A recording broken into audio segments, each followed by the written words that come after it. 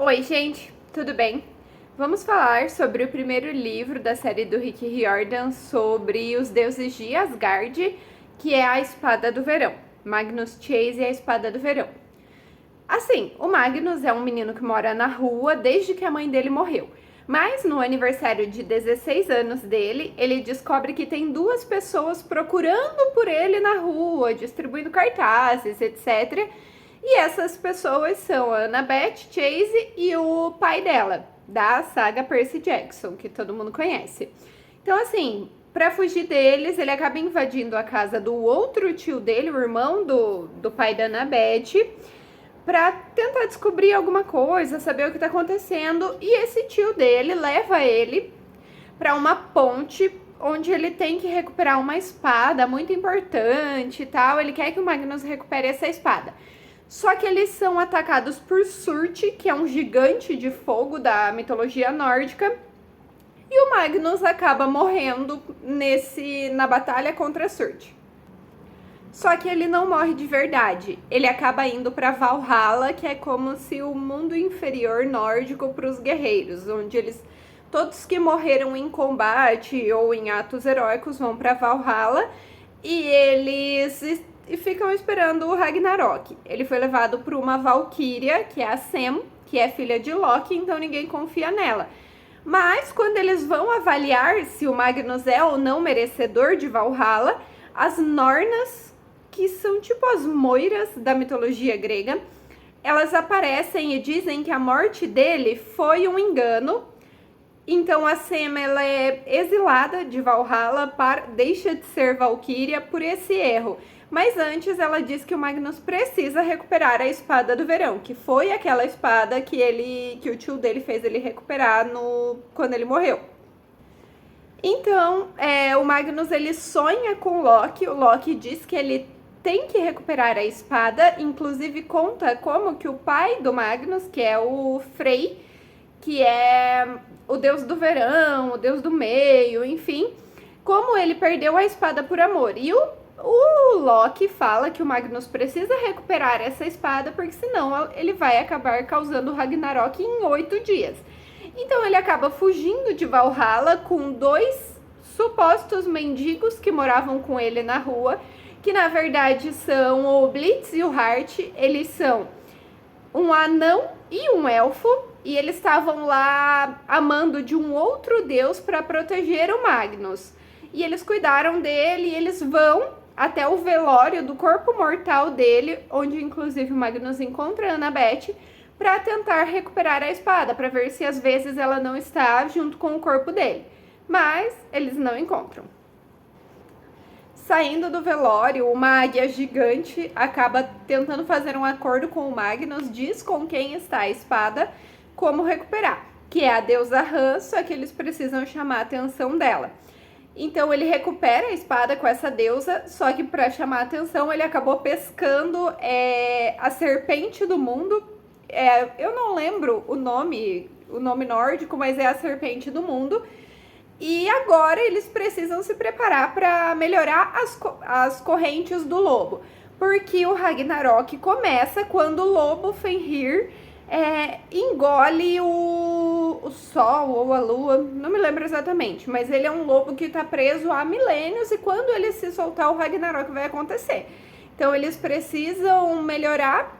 O plano é que de Surte, que é o gigante de fogo, soltar o Fenrir. Então eles precisam de correntes novas para manter o Fenrir preso e impedir que o Ragnarok aconteça agora. E para conseguir essas correntes novas, o Blitz, que é um anão, ele vence uma competição de anões contra um outro cara. Só que eles precisam falar com Thor, porque só Thor sabe onde fica a ilha, porque ela sempre muda de lugar. Porém, o que acontece? O Thor perdeu o martelo dele. Então, antes de dar a informação, ele quer que eles recuperem o martelo dele. Então, assim, é o puro suco do caos, o Thor. É muito louco ver isso. Eu achei esse livro bem divertido, principalmente a espada. A espada, ela fala, ela faz as coisas sozinhas e, assim, ela é uma espada extremamente piadista, ela consegue resolver os rolês assim relativamente sozinha, só que quando Magnus segura ela de volta, ele desmaia. Ele tem a exaustão de como se ele tivesse operado tudo que a espada fez sozinha.